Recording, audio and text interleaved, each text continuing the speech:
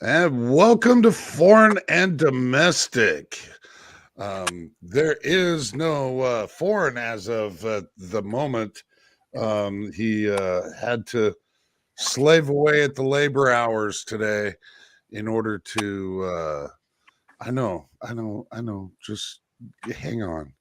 Um, so yeah, no Scotsman this evening. Hopefully he will be jumping into the side chat at some point.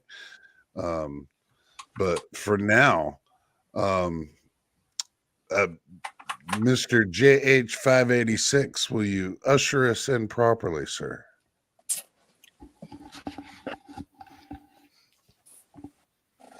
I pledge allegiance to the flag of the United States of America and for the republic for which it stands, one nation, under God, indivisible, with liberty and justice for all.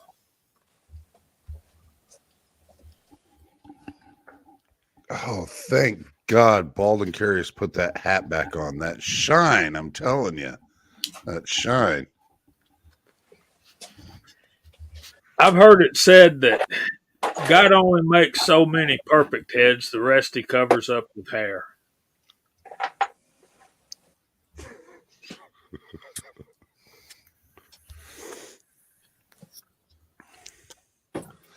Oh, we got a couple of nice individuals out here in the side chat so far. According to the YouTube participants list,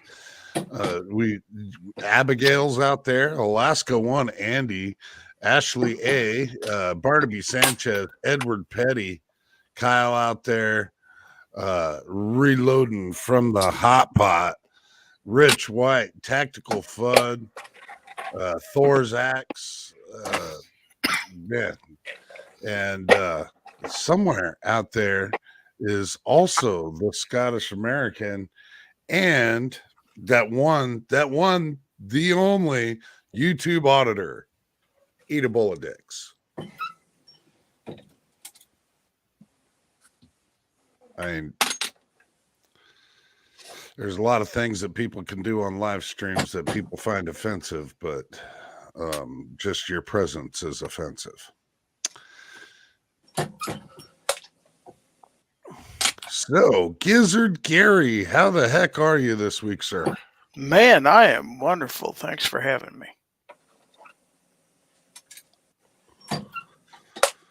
Good. We've got a Daniel not in the basement. How's it going, Daniel? What, did you go and change my name again after Scotsman did that last week? No. It just says Daniel. Yeah, I know, but it had me in the basement last week. I'm doing pretty good. Thanks for having me on once again. Just working on some 308 stuff. I'm just going to see if I can get more feet per second out of a carbine length AR-10. Still shooting a 168 grain bullet. See if I can get it out there about 200 more yards this year. So up my charge a little bit, and I'm using large rifle magnum primers to see if I can get more powder burning down the barrel faster without blowing the gun up. Definitely prefer to not do that, but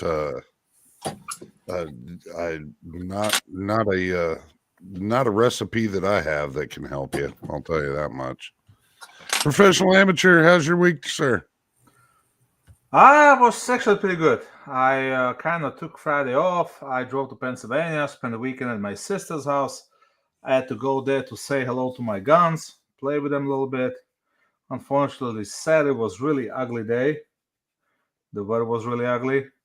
But my brother-in-law bought a new toy today. We got to play with it because unlike New York, Pennsylvania is a free state where you can buy the pistol and pick it up at the same day. Actually, he picked it up the next day because he got delayed. Apparently, FBI was too busy with background checks last night. But he picked it up first thing in the morning, and we had a little fun. And if you want to know what it is, you have to, subscribe to my channel and keep watching.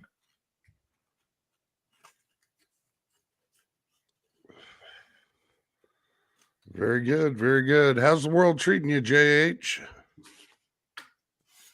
Oh, much better than I deserve. We had a meeting at church this afternoon at 4:30 for our sportsman's banquet that's coming up Thursday night. Our guest speaker will be Mr. Hank Parker. Anybody know who Hank Parker is? Nope. He's Fishing guy. right. He's a two-time Bassmasters Classic champion, and he'll be there. Rich White knew he was a fisherman, so there's that. So we're excited to have him, and it's going to be fun. So wish all you guys could come.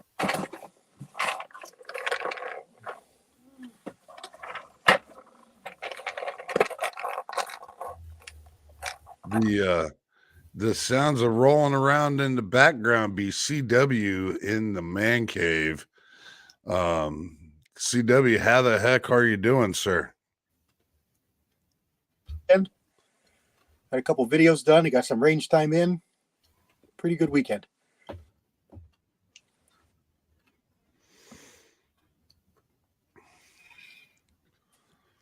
Awesome. Range time's always good. Yeah, especially with a new rifle. Oh, so you shot that 6mm arc today, huh? Yes, I did. How'd that work out? Very, very well. Even fire foreman loads were shooting into an inch from a brand new barrel. Hello, Dwayne.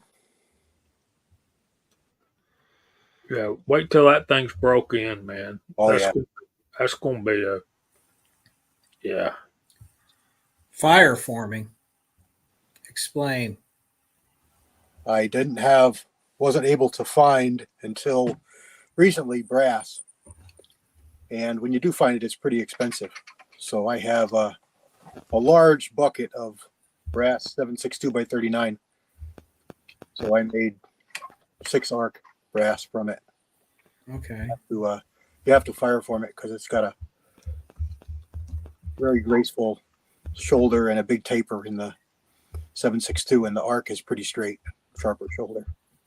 Okay. Because I wasn't sure if what I was thinking it was like if you take brand new brass and you shoot it once, all you do is just resize the head or shoulder. Yeah, like neck sizing. Yeah. Yeah. No, this is totally forming out the case or filling out the case. Okay. So you actually put a projectile in the case and fire it at the gun? Yeah.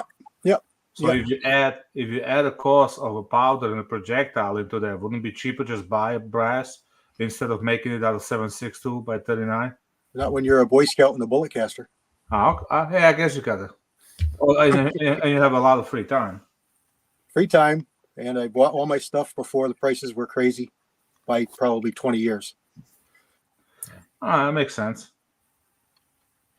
So you're kind of doing with that gun what I was doing with the 300 Blackout.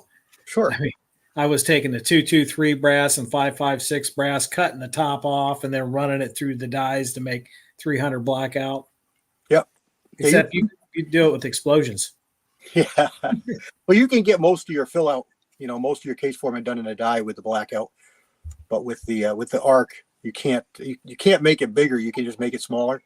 So the 762 is smaller from most dimensions except for length. So you just shrink it down. You just shrink it to the size you need, and then the last dimensions are done with firing. Okay. And then you go full length size the dang thing. Yeah, I got them here now. I'm just going to deprime them and throw them all in the tumbler, and then I'll anneal all of them, and then I'll reload them, resize them, and then reload them normal. I can use them as normal brass after that.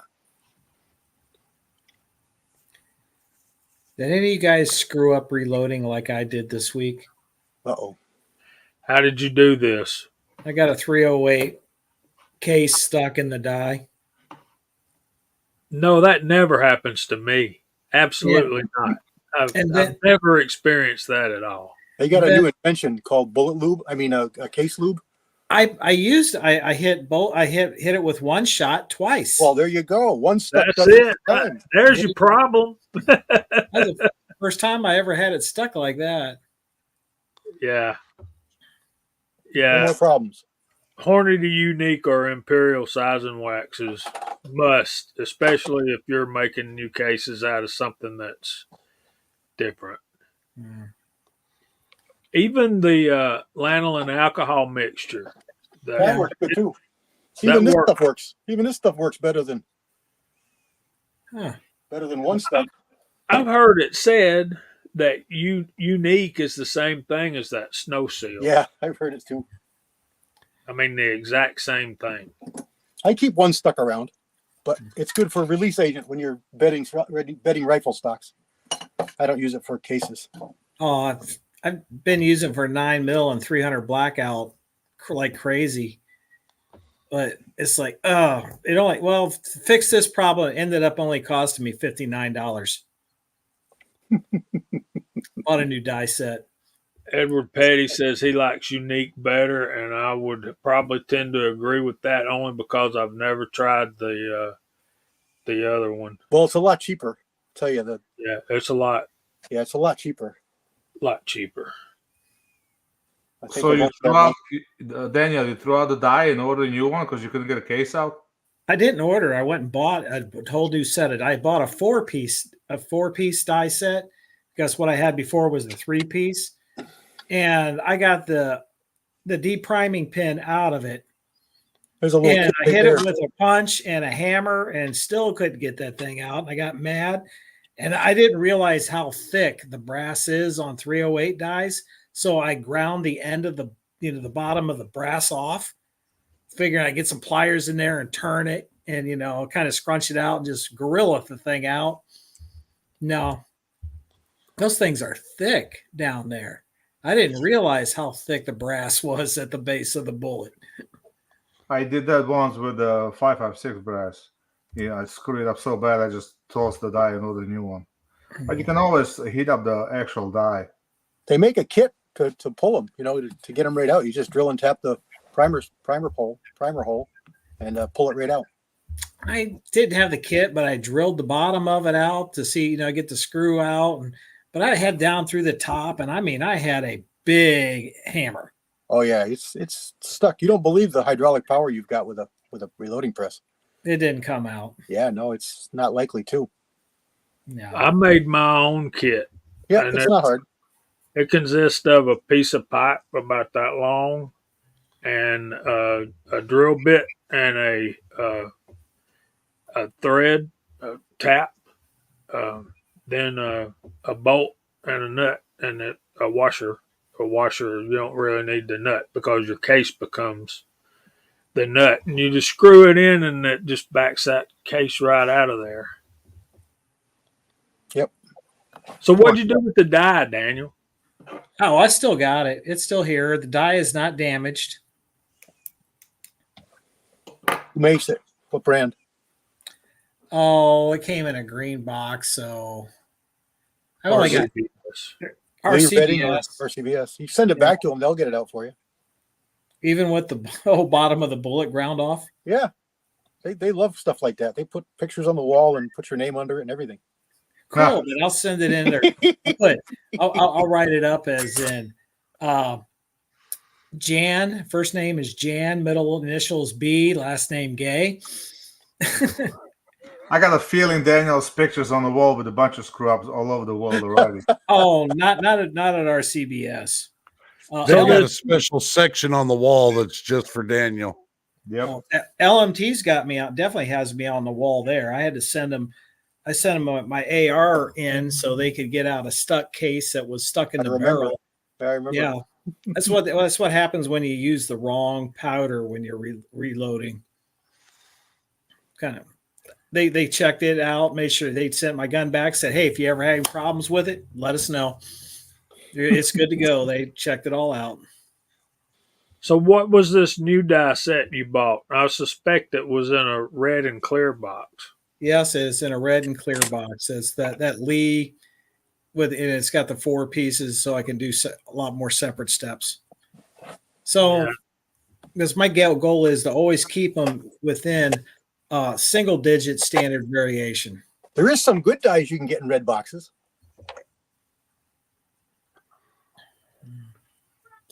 Fosters. Yeah, they come in red boxes. They're good. The Hornady custom grades are. They're pretty I've been good. Too. liking them pretty well lately. Lee for rifle, particularly long distance precision. I don't know about that.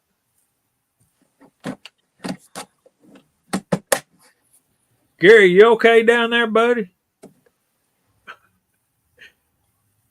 I'm waiting for him to fall off the chair to go out and take a nosedive off the side. Looks like he's got a sore back or something. He's trying to stretch. You're muted. Unmute.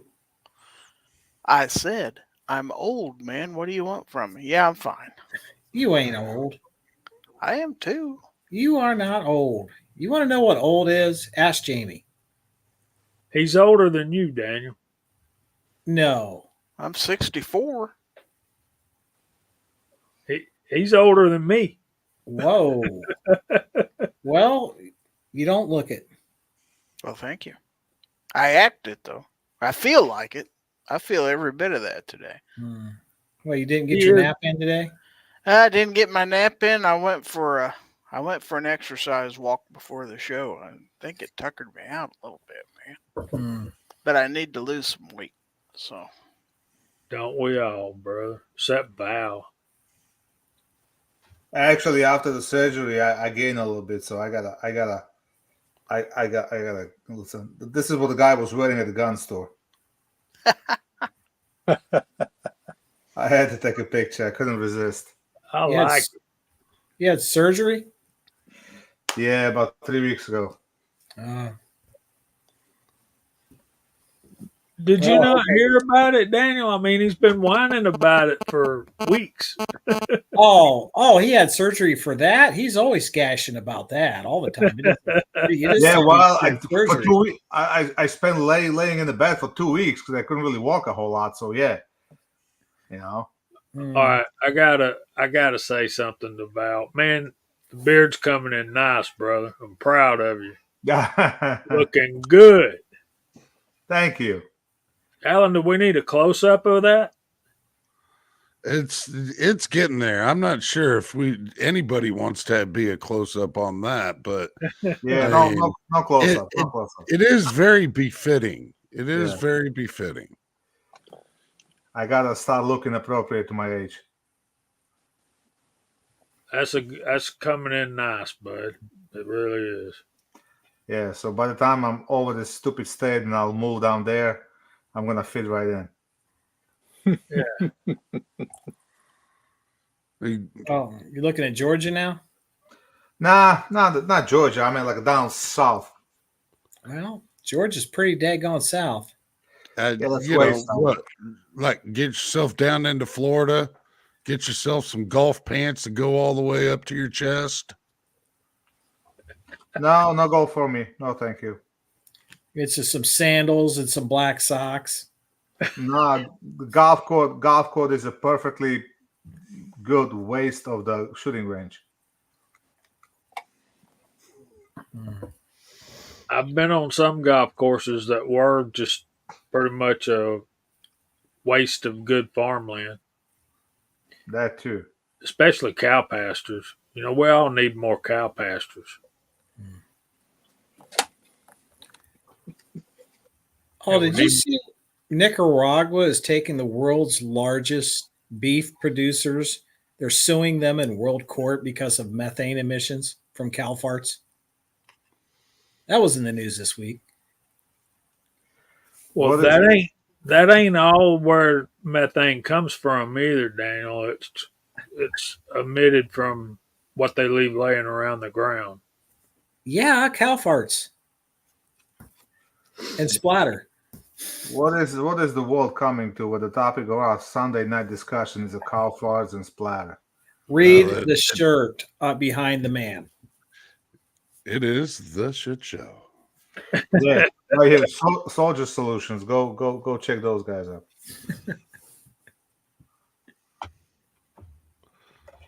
So I had this minor glimmer of hope.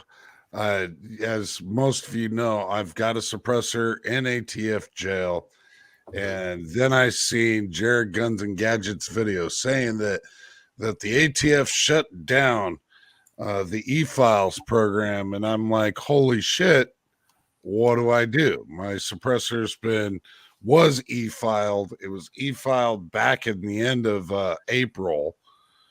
What do I do? What do I do? And I called the place where I bought it from and asked them, I'm like, hey, gotten a rumor on a good source that ATF shut down the e-file system. And he's like, well, no, we hadn't heard anything at all about that. Don't know what you're talking about. Like, well, it could be smoke and mirrors, but it probably isn't. He's like, no, the only thing you're waiting on is that approval email. So the following day, I get an email from the ATF. And so my eyes lit up. The birds started singing. You could hear the harmonics of the angels singing until I read the damn email. Email states that the eForms system was back online as of 4 p.m. on Friday, March 1st.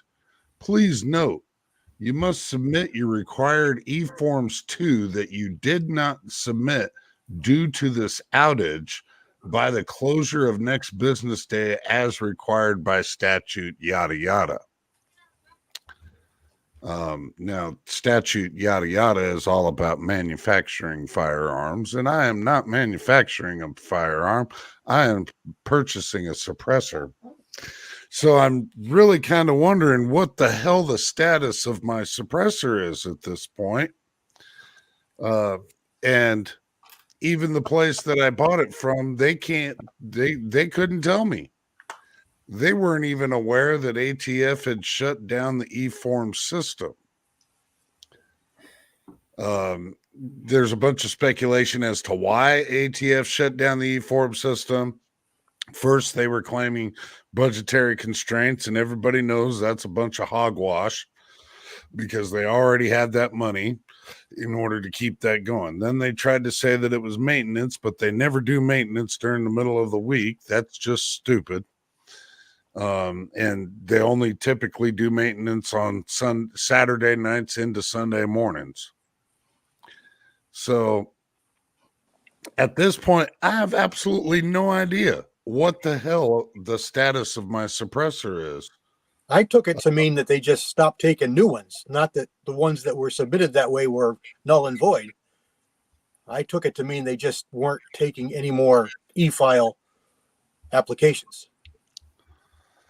So you should be fine as far as I'm concerned. During that time period, yes, but the thing that really gets me is it telling me that I need to submit an eForms 2 that I did not submit due to this outage. So if they have an outage in their system, I have to go back and file another form. But you filed weeks before this happened, right? Or months before? Months. So I filed way months in advance. And the statute that they are quoting here is for manufacturers. It's for people that are manufacturing firearms, where you have to tell them, yes, yesterday I made this gun at this caliber with this length barrel and. Was the email specifically to you, or was it like one of those mass emails? It appears to be strictly to me. Huh. But if it's blind CC'd everybody under the sun, I don't know. And of course, there's no links on the email that are of any help. If you try and search up anything, the only thing it tells you is that you can read the statute that they quote here, 27 CFR 479.103. I think what you need to do is, of course, you can't get a hold of nobody. No, what you need to do is call the office of Kamala Harris, and she'll get right on it. She'll help you out. Since she's the best VP in the history of the country, she'll definitely take care of you. You know, I hadn't even contemplated that because I don't believe any of that to be true.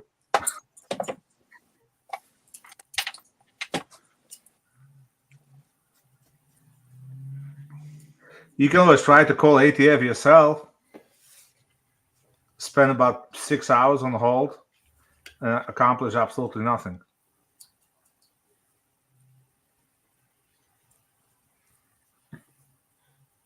Yeah, I mention all of this because I have absolutely no idea, honestly, what I can do.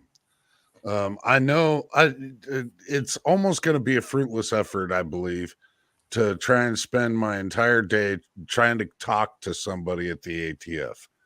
It's just not going to happen. I mean, I can give it a whirl. Well, another way to contact the ATF is making a video with a homemade suppressor at the end of it, and they'll come to you within a few days. I guarantee that. Yeah. I get myself a little bit of PVC pipe and Yeah. a few other why don't you- things. How about you try one of those force reset triggers? Do a video on one of those. They might show up on that one. Yeah, or you can make one of those cards too. That'll get on their radar pretty fast. Oh yeah, a little metal card with a drawing on it. Yeah. Might be able to accomplish that. Yeah, there you go, Rich White. Just make myself a solvent trap. There we go. There you go. And they'll be, just do the video how you drill it out, and they'll be at your house really fast. I'm pretty sure YouTube will help them. That's right after they give you a channel strike. Yeah, don't you love the government at their best, helping you out? Yeah. It's crazy. Hey, but I'm going to go shoot my first competition of the year here on the 16th. Going to do a little outlaw match, a little 2-gun action. 2 stages of it is in the dark, so now I got to go and hook up a gun light. This is a light, not a firearm, YouTube, up to my PCC because I don't have one on there, even though all the old folks say lights and red dots on guns are just worthless. So when you say 2-gun, you're talking about handgun and AR-15? A handgun and a PCC, pistol caliber carbine. So it's like an AR-15 platform.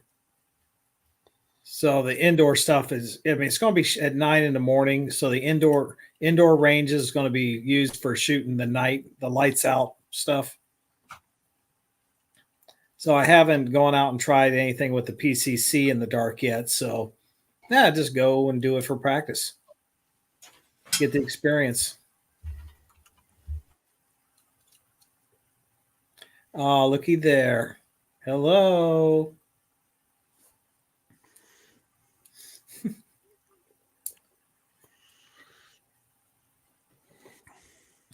We're not going to tell Jamie he's muted either.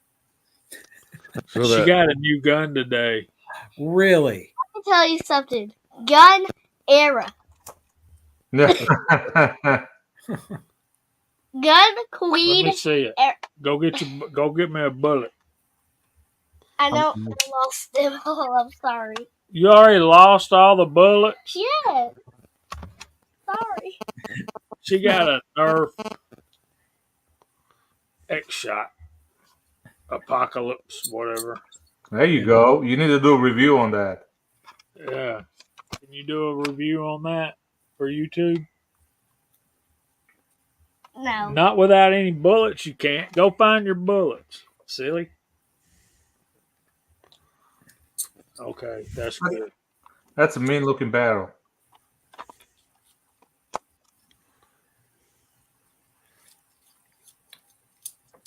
Alan, I can see YouTube already giving you issues about this one. Yeah, probably. I wouldn't be surprised. Let's take some bets. I actually have the battery operated Gatling Nerf gun somewhere up in the attic. my kid got for a birthday, like on Christmas, maybe 10 years ago. I mean, I bet you there's a whole box of Nerf guns somewhere up in the attic. Yeah, there's guys that take them Nerf guns to a whole new level. Put hopped up brushless motors in them, and you gotta pull one of the brushless motors out of a Milwaukee and stick it in there. Hop up the voltage, see how fast that dog could run.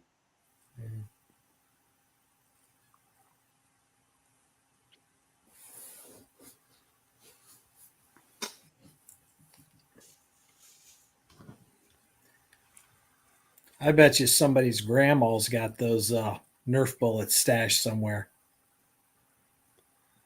And the good thing is you can buy those Nerf bullets separately. Well, don't say that if she's in here. She's gone right now. It's okay. Just don't say that when she gets back in here. I knew it. We've been dodging bullets all afternoon. I mean, she got the thing on clearance. It was $4. I mean, we've already had $4 worth of fun out of that thing. If it, I guess I know what I'm sending to Jamie's house next. And Gary went outside and took a walk to get exercise. You didn't have to leave the house. That's right.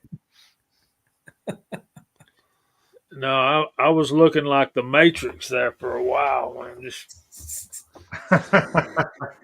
ducking and dodging and ducking. As long as you got safety goggles on, you're good to go. Oh no, C&T, you can buy the Nerf bullets by the bucket load. Oh my goodness. Yep. You know, this is a prime opportunity though for me to start teaching gun handling and gun safety. What, by telling them don't shoot at me or grandma? Well, don't point at nothing you don't want to destroy. Don't put your finger on the trigger until you're ready to shoot it. Yeah. Don't shoot anybody that doesn't already have a gun on them. Oh. So I bought this for my son. Holy crap! I know, 8 years ago or something when he was into airsoft. And he actually picked. He wanted like a 2011. He wanted like a $600 airsoft gun.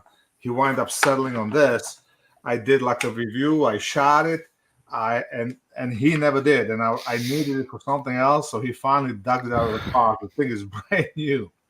But if not for the orange cone, then you can't tell difference. The way it acts, the way it feels, the way it handles, all the controls and everything.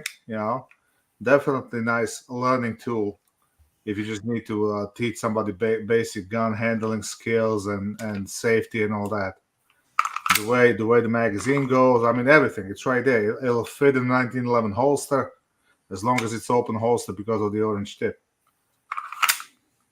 Well, I hope they know that is an airsoft gun by the orange tip and don't think you're really wheeling around a 1911 on YouTube. Yeah, YouTube, this is not a real gun. Please, this is, hey. This is a airsoft. Professional training equipment. So hopefully it won't get shut down. Orange tip should be a dead giveaway. Not to mention CO2 cartridge. Wow. But it's like even the magazine is the size of like a real magazine.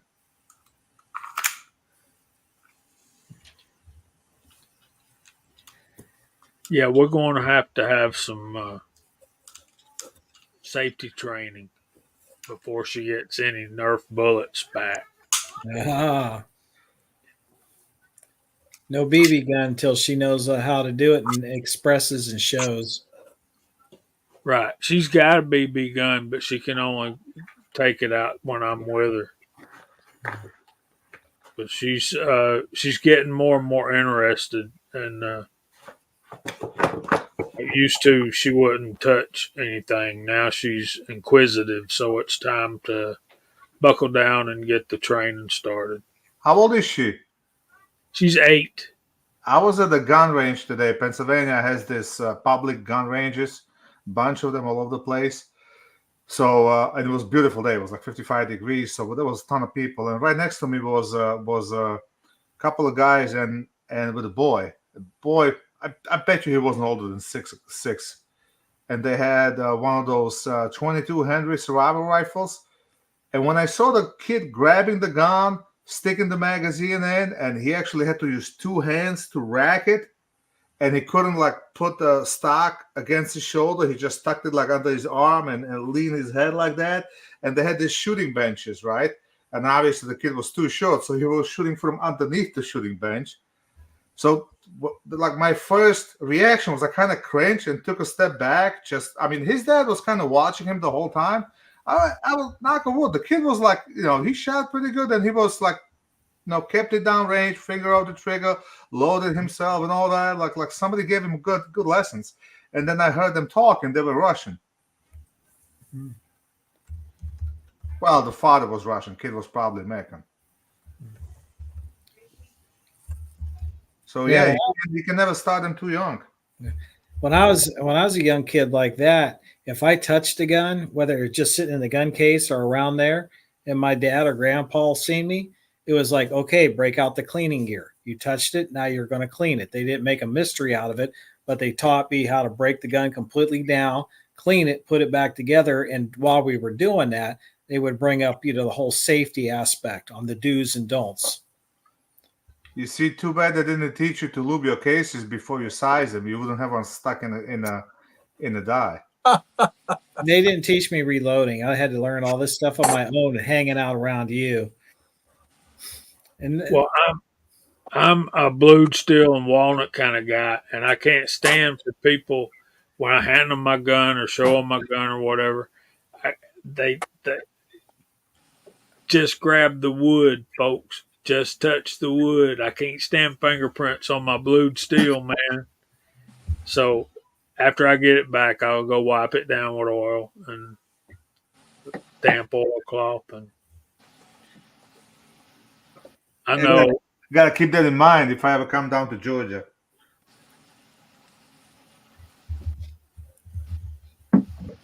Well, I hope you do. Yeah.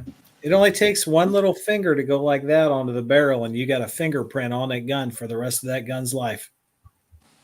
If it don't get wiped off. Especially if you got some redheaded friends. They seem to be more acidic. Yeah, my FFL always has a rag with like an oiled rag. So when he hands the buyer's gun and they hand it over, the first thing he does is just wipes it down with a rag. Yeah, and if I go to the range, I'll always wipe them down with oil before I put them back up. At very least, if I don't do a complete clean. Yeah, I kind of did that with all my guns while I was with my sisters. I went through them, kind of wiped them over the oil. I mean, I brought him a little dehumidifier thingy that goes in a safe. But I noticed on my AR, like a safety, had just a little specks of rust and here and there. So I went down, wiped everything down. I really wanted to test my reloads. I loaded some 77 grain, but I forgot to bring my chrono. But I just wanted to shoot them, and I was getting sub away at 100 yards, so they'll be good to go. Now I just gotta figure out if they can drop the same way that AAC ammo drops. And? Well, unfortunately, it's only 100 yard range. So I was like asking locals. Turns out there's a 600 yard range, but it's like an hour away, and it's closed for the winter. So I gotta do my research where can I go and shoot this at a longer distance. That's a problem. Most of the ranges around there, everything is 100, maybe 200 yards. So that doesn't really give me data I need. I need something I can go 500-600 yards so I can really figure out the dope for my 3-gun. I know that the AAC ammo I buy, 77 grain, matches to my PDC. So I wanted to replicate that load. And I could have probably done it if I would have bring my chrono. I could have just chrono the AAC and chrono my reloads.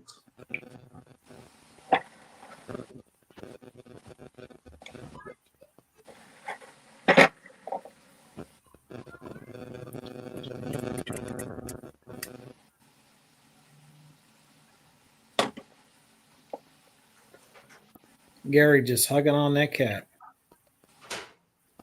He kind of likes me. He didn't give me much choice. Look at that. We lost Alan. Bernie. I like the chamois. I'll get one of those chamois, those leather chamois, and that's what I use. I'll cut them up and I'll use one of those for the gun rag. I'll just soak it in oil. That way I always got it around.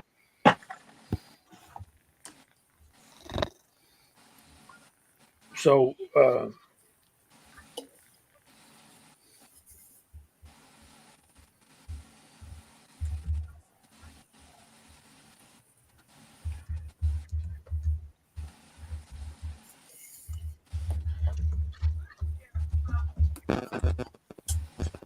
should we call out the side chat? Or Alan does that about halfway through, doesn't he? Yeah. I'd say since you brought it up, you should do it. Well, he might not like the way I do it, so. He ain't here. Screw him. We'll wait a few more minutes. Might be some more folks coming. I think that sock in a jar thing's pretty cool, Bernie. Keep a sock with a little bit of light oil on it so you can wipe down your guns when you're putting them away in there.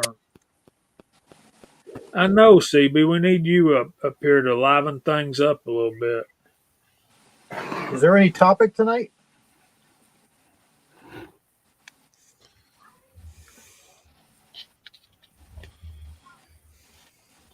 Yes, Alan. Is there a topic tonight? Is there ever a topic on foreign and domestic? I didn't realize I was supposed to do homework and shit. Well, dang, man. You're sitting in the big chair. You want to be at the front row. Why come up with all these excuses? You just go, no. There never is a topic. You just come up with it, whatever. Yeah. Guy walks away to make a cup of tea and y'all just done hammer me. Tea. Goodness gracious. Tea. What, you quit drinking since Val whipped your butt there and that whole drinking thing? Oh, pretty much I had to, man. He done kicked my ass, wiped the floor with me, and then he danced little itsy bitsy spider on top of my happy ass. You were like the leaning tower of AllenBePro going down. Yeah, he put a serious nature boy whooping on you, man. Yeah, there is not very many bottles of booze that I keep around once they're empty. That particular bottle is sitting right up there behind that black rifle. Yeah, you could auction that off for good money with this crowd. That was a very interesting night, I must say. And I was present for that. I had to go rewatch that video because I didn't remember everything. I wonder why. But I was up and running the next day. I had the guys coming to a job at like 7:30 in the morning. Oh, yeah. Nothing better than sweat it out after a night of drinking. It'll push the crap right out of your pores.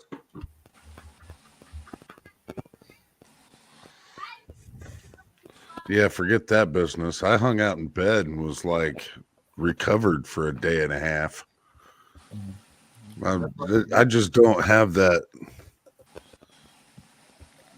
kind of blood. Bearded CB's going on about how Val went to work the next day. So what? He's his own boss. He went to work. He slept in the truck until he decided, he woke up good enough to go answer some questions. I was working the next day. I had 2 new guys starting. I was processing some serious wood. No, I had a pretty hard day the next day. For me, it doesn't matter. As long as I get my 8 hours, I'm good. even if it's in 20-minute increments throughout the day. No, I get 8 hours of sleep while after drinking. I sober up. I'm good. At least I used to. Now I haven't had a drink in God knows how long. So there was no corners that were kind of off, not lined up in that house. No, I wasn't building a house. We were clearing the lot, so we're cutting the wood. We're cutting the trees. Oh, okay. Just power tools, chainsaws, and bulldozers, and Pretty much, yeah. Working on my excavator with a chainsaw all day long. I thought you were sawing logs. just keep the new guys out of the way. And when you knock it down, hey, get it out of there. No, all the trees were down already. We were just processing. I had the tree guy come over like a month before. He cut everything down. We just went through and processed everything. You know, I gave firewood away, brought some home, chipped the branches, just that kind of shit. That can be hard work, though, man. It is hard work, especially when it's like 90 degrees outside. It was And hot. if you And he got a was headache. drinking all night. Yeah, it was hot that day. But you know what? All that sweating helps you out because it gets it out of your system. Yeah.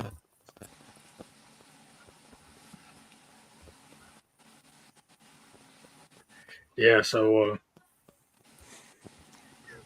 I'm interested. Daniel bought Lee reloading dies Why is there issues with those? for rifle, even for For rifle. Even. Some people like them. Some people won't buy them. I got a bunch of lead eyes. I got no issues with them. Well, None see, of them the only- keyhole or anything. So Well, Daniel's the expert for keyholing. No, you're the ones that shooting keyholing. I've shoot Your tens bullet. of thousands of rounds here, and I've only had a couple times where I had a keyholing, but then all I had to do was lighten up my crimp and reduce. Never had nothing else keyhole but the shit you sent me, so it can't be me. Everything else from probably 5 or 6 different companies, nothing ever keyhole. The only I'm not a only thing company. that keyhole was from Mr. Snappy, Ohio, over there. That's it. I sent you 50 rejects. I mean 50 very Yeah, nice bullets. Exactly. Exactly. And you're still, and the funny part is rejects. you're still crying about it. Yeah. I'm not crying. I'm still laughing about it. I'm laughing. I just sit back every time you bring it up and complain about it. I just laugh away, going, "When's he gonna understand? I was screwing with you." You know, Mr. Keyhole. Yeah, Gene was telling us Friday night about pending component price increases, particularly gunpowder. You know, things are bad enough as it is. We don't need no more. But the problem is, you know, you got new folks getting into reloading, which they need to be. That's not my issue. But we buy that stuff for that inflated prices, so they just keep going up. They say, well, we can't find the ceiling, and it don't matter what they charge. Somebody's buying the crap, and that means the price is going to continue to go up. That's the nature of the beast. I mean, look, come on. Candy bars used to be a nickel. Okay, now they're well over $1. Yeah. And they're not the same size. You're paying a lot more for less. The dollar ain't worth nothing.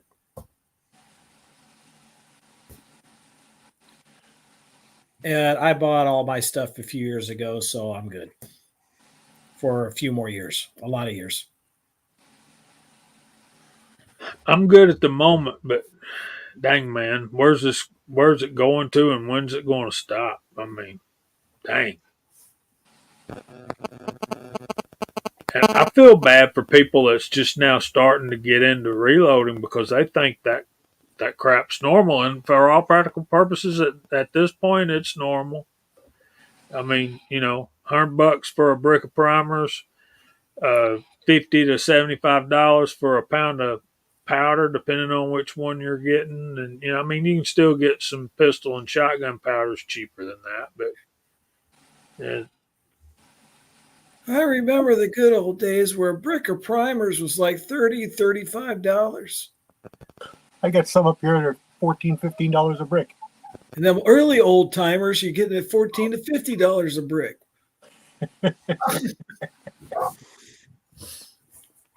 Are they still shooting good?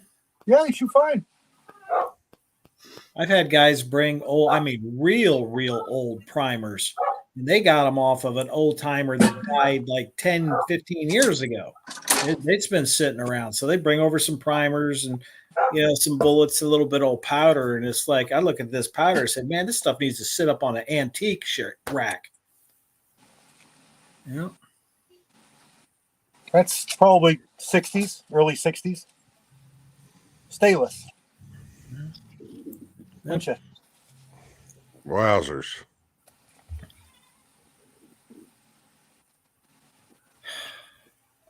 The large primers are getting to be ridiculously hard to find, particularly large pistol primers. Yeah, that's from late 70s, early 80s. That's what I was going to say, the 80s. Yeah. Well, here's an older one. This is a 215. This is the 60s for sure.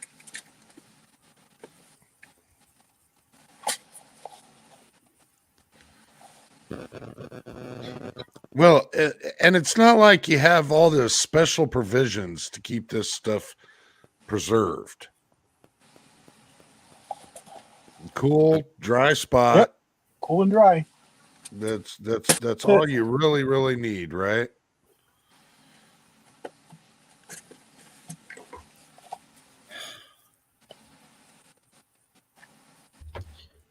So I got this little baggie over here. I'm kind of doing an experiment with it. It's the last. I was doing some 308s, and I got done, loaded all up my hat, and I only had like very little bit left in that particular container. So rather than put it back in the container, I just chunked the container and put it in a plastic baggie and left the baggie sitting open on my bench. And I got a couple of primers over there as well, just sitting out in the open air. And I'm going to just let it sit there for probably another month or so and then load them up and see if they go bang, just for kicks and giggles. They will. This brick of large Magnum rifle primers, it's just been here in the bedroom a couple of years. I loaded a few of them up. They all went bang. But there was a guy I offered to trade him these for just regular large rifle primers because he was desperately looking for some Magnum. And he waffled and never showed up. So it's like, screw him. They'll work on my guns too. Yeah, I was at a gun store in Pennsylvania. It's called Dackelberger's in Strasburg, Pennsylvania. A really nice store. It was like a miniature Cabela's, and they had primers. They had Winchester and they had Federal small Magnum pistol, and so I asked him about the Winchester. I think he quoted me like $80, $1,000 plus tax. So I asked him how much I pedal. So he went to scan them. I was like, let me guess, $95. He goes, yes, $97 including tax. There's a brick I just opened. Yeah, that's another one from the late 60s, early 70s. Save that box. I just opened that one. I just opened this one the other day. What's this one? This is a newer one. $39.99. I'll take that too. Yeah. I'll take a $40 primers any day now. Yeah. Yeah, now it's like when I get primers, it's costing me $60 or $63 plus tax for a brick. Well, here's some really old ones. These are some old Remingtons. Didn't even see those. About the 5,000 Remingtons, I paid freaking $470 for them.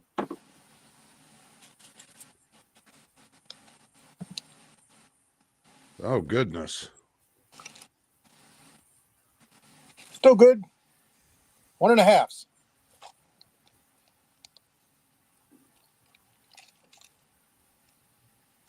Hey, CW, put me in your will. Or just make sure your wife has your phone number. I'll come and help clean out the basement.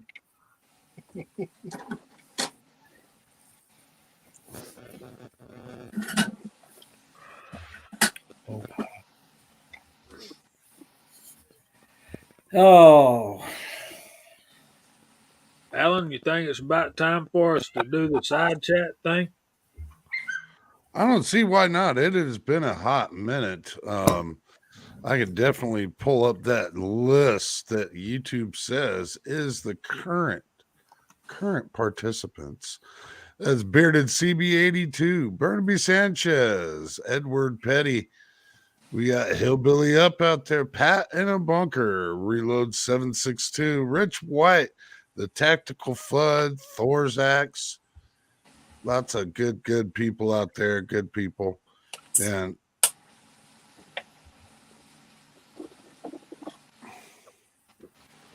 yeah, a lot of Burnaby's got a point there. A lot of people just throw those little packets away that you get in everything under the sun. I come to find I just take them and put them either in my my gun cabinet. The safe itself has its own dehumidifier system and whatnot, but I throw them in the gun cabinet and in ammo boxes, in ammo cases themselves. I just throw a couple in there and don't worry about it much. Just don't even worry about them. Desiccant packs? Yes.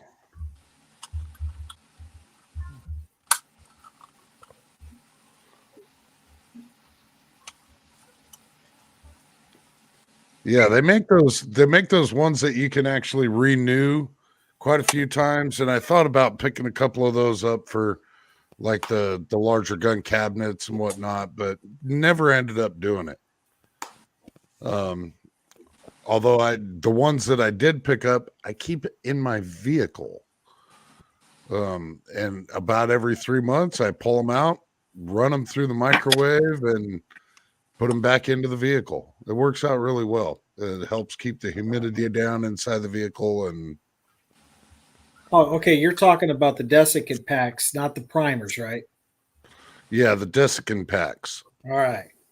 I can see right now Valve taking the primers and putting them in the microwave once a month. Don't do that. Yeah. That would be a good video. Hey, speaking of trucks, somebody just asked me what I think about a truck gun. And I'm not talking about your concealed carry, but having a truck gun. And my response was like, regular Joe blow driving to work, 45 minutes or so and whatnot. I really don't see benefit, especially in this commie state. I can see driving across the country, a long trip, have something to accompany the sidearm. But the reason he asked is because basically he got in the road rage incident, right? And whoever he got in road rage with almost pushed him off the road and actually followed him off the highway. And guy wound up doing a couple of turns, getting back on the highway, getting off the different exit until he lost him, and that's how he got home. So I told him like what I would do. Obviously, number one, I would just dial 911, have the cops somewhere, because the last thing I want to do is get in the actual altercation, and I would definitely never pull the gun unless the guy is coming at me with a baseball bat or something. But what's your guys' opinion on like a truck gun? I grew up. Once you were 16, you had a truck gun. You had a gun rack in the back of the truck. If you had a car, I mean, it was there, and we didn't have road rage problems. If somebody did get ticked off at you, you met them out behind the barn, and you stood there man to man. Then you drank some beers after that, and then you say, "Well, crap, what's going to go on a football practice tomorrow?" Well, I don't know. You being 4 feet tall, I can see you standing man to man against anybody. Okay, so never mind that. I get it. But those days are long gone. I'm talking about being the society and the situation we live in right now, the age we live in right now. The point is, an armed society is a polite society.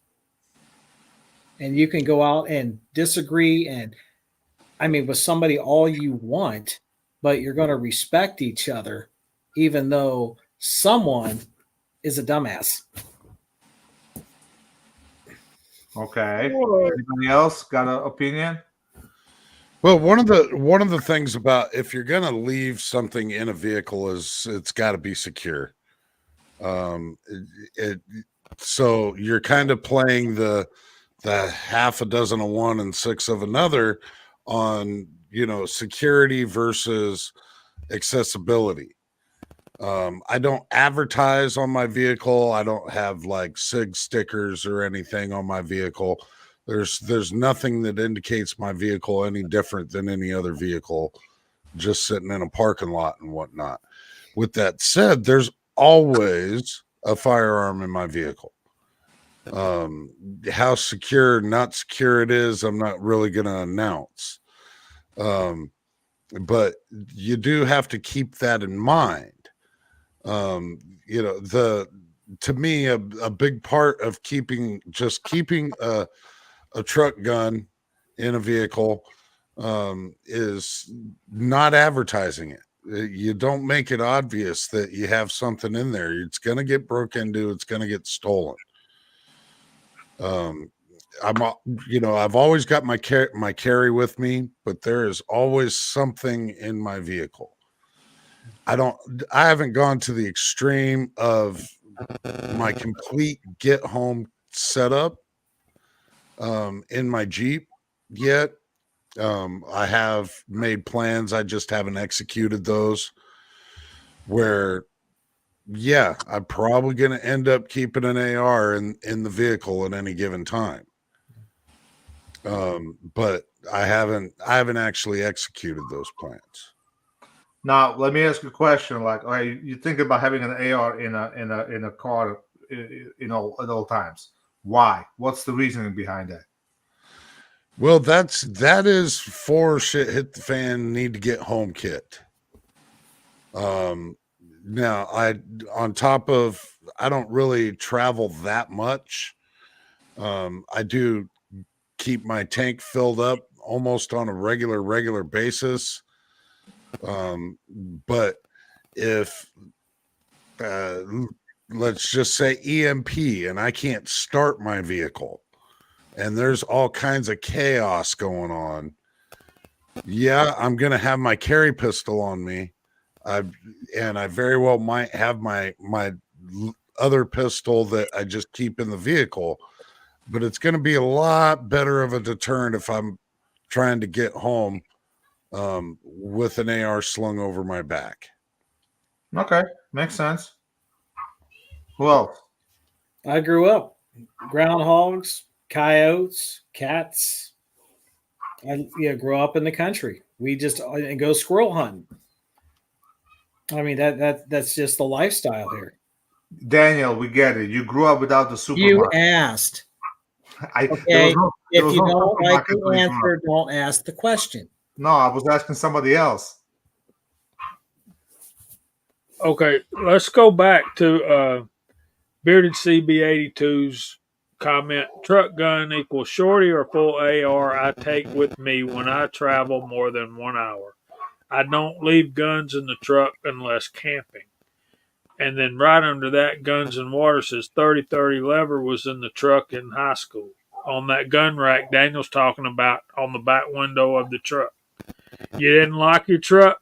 You didn't worry about nobody taking it. You probably slept in your house with the door unlocked. And that's the way life was in the late 60s and early 70s. You didn't have to worry about this stuff. But Bearded CB in this day and age, he's absolutely nailing it. You can't leave a gun in a truck. I mean, I have one with me when I drive if I'm traveling, just because, In Georgia, and I think in most states that are not led by idiots, wedding, tree hugging liberals, I think it's your vehicle is an extension of your domicile. So you live in your house, that's your domicile. When you get in your car, that becomes your temporary domicile till you get back to your domicile. You got to be able to protect yourself there too. I mean, on body or in the car, now that's up to you. That's how you want to do things. That's totally up to you. You just, you got to figure that out, like what Alan was talking about. It goes different state to state on the castle doctrine. Like I'm pretty sure in Ohio, the car is also part of your domicile, part of your castle. So you're allowed to protect your car the same as you are allowed to protect your home.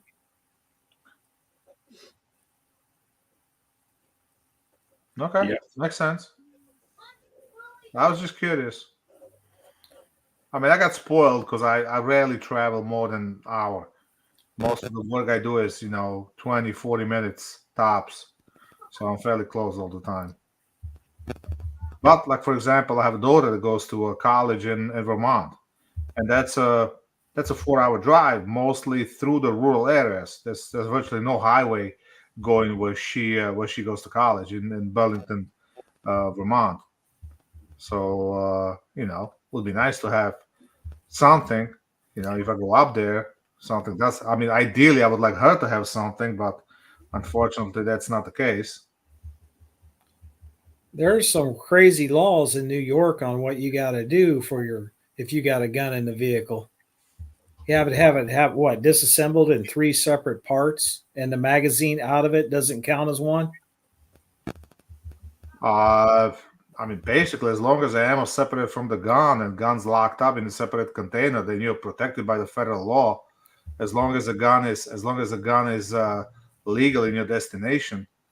So and that counts. And that technically, if your gun is locked up in the trunk, and the trunk is not accessible from the inside of the vehicle, that should be considered as a locked container. Not a toolbox that's in the cab locked up, huh?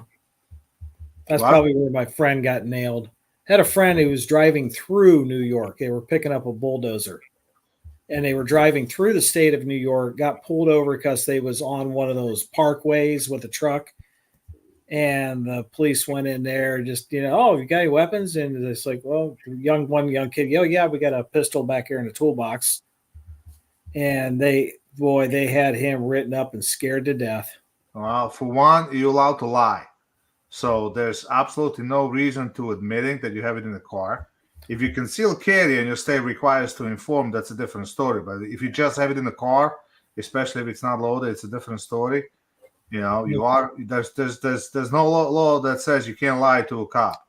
Well, the driver of the car was a pastor. And so there's that. He's not going to lie.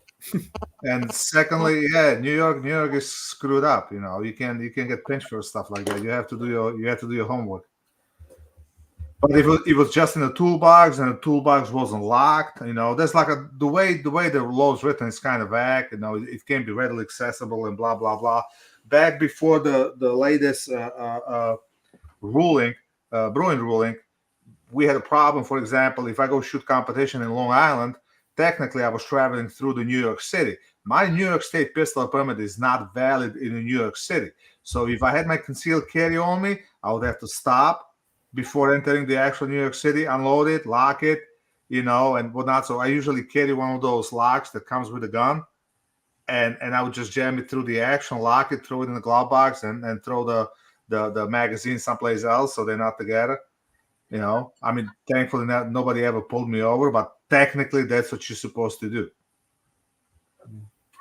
Which makes perfect sense, right? You're a New York State resident, you have a New York State pistol permit, and it's not valid in New York City. One place in the New York State where you probably need it the most. Yeah. I think we can all agree that New York's just jacked up beyond belief. Yeah. Well, so is Chicago. And so is New Jersey. So is California. So is Massachusetts. Problem is more and more states are getting all jacked up. Colorado's getting up there. Washington's getting up there. So that's the problem. I've seen stuff where Pennsylvania and Tennessee were trying to start some bans. Or is that just legislation the libs always try to introduce every month? Ban the AR, da da da. Yeah, I think that's just regurgitated legislation that they keep trying to push through. It doesn't work, and so they try it the next session. It doesn't work, and they try it the next session.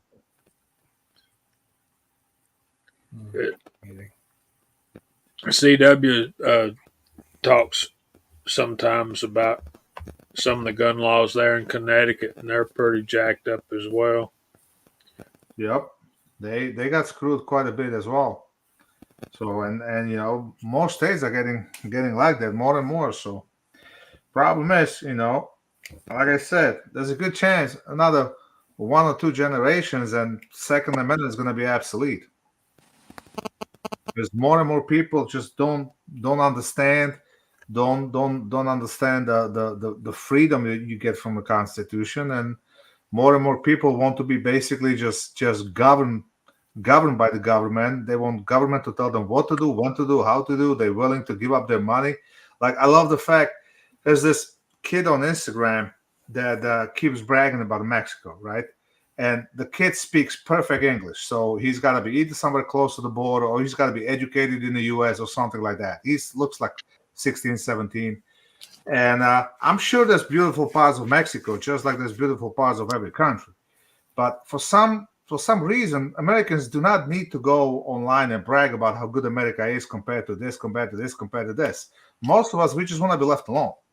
And this guy's like, oh, you know what? We got all this. You know, people are broke in America and this and that. So I commented something like we don't care as long as you and your cousins stay on your side of the border. Crap, I've been to places in Mexico and they're more broke. Our bums, our homeless people live 10 times better than poor people in Mexico. It depends. There's nice parts of Mexico. People live good and all that. Like I'm not gonna get in a discussion of that. It's just I find it funny when people need to compare. I had the same discussion with the people from Europe. They need to show us how much better they are than US. Fine. So stay there, live there. You know, you don't understand. You know, and especially if you have a discussion with somebody that never left Europe or you know or stuff like that. So he's got no freaking idea or he came here for 3-week visit. And all he's seen was Chicago or New York, or so he doesn't, you know, that's not what represents America. That's not what represents the actual U.S. You know, so that's the problem. People in Europe are opinionated because the shit they see on the news and the crap our freaking president and government does and says.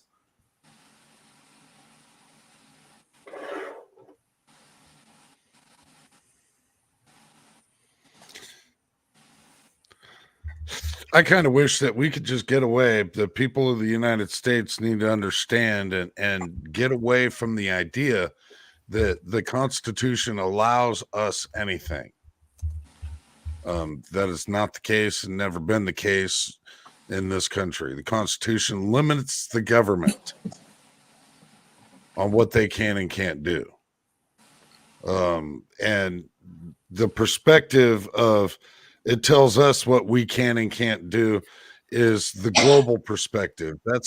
You get that in constitutions in many countries throughout the world.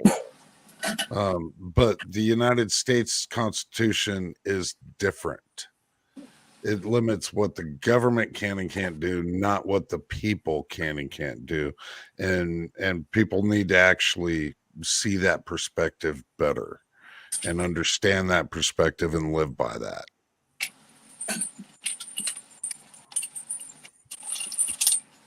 Here's the problem, okay? People in general, as a human race, they not that far away from sheep, okay? Most of the people basically they just need leaders. They need to tell them what to do, when to do, how to live, and blah, blah, blah. So if you look at it, and I keep saying that over and over again, if you look at Europe, our constitution is 200 years old. 200 years ago in Europe, they still had kings and queens. So they were a bunch of peasants. They were basically slaves. Look at Russia. Russia had slaves long after U.S. abolished slavery. So So U.S. was found on a people that were tired of that. They wanted to be by themselves. That's why the guns are such a big part of the American culture, but because it represents the freedom. It represents that we don't need our government telling us that we can and cannot have guns. Protect ourselves, protect our family and our property.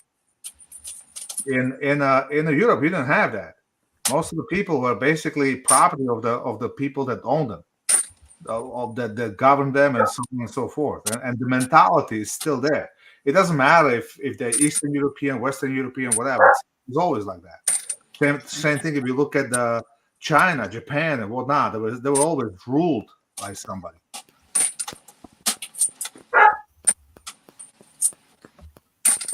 Like it's kind of hard being British and being patriotic when you have a goddamn king. Your country is not your country; it belongs to a freaking king. Although it's not exactly like it is, but the bottom line.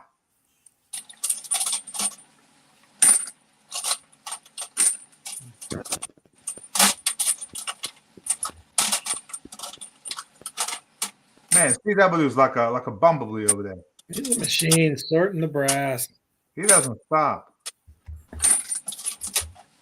CW, you're not wearing rubber gloves, so you're not worrying about fingerprints on the brass and getting the oils and salt on there. Nope. I just rewashed. Only time you worry about that and wear the rubber gloves is when you assemble a polymer 80. So I've been told.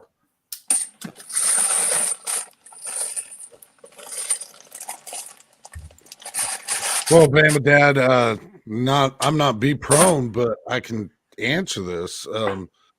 They all need to be, and they all need to realize that they take an oath to that, and they need to abide by it. The fact is they get told otherwise that has anything at all to do with anti-constitutional, and they get told this is what you're going to do, this is what you're going to enforce, and that's what they do. They're just most just do as they're told.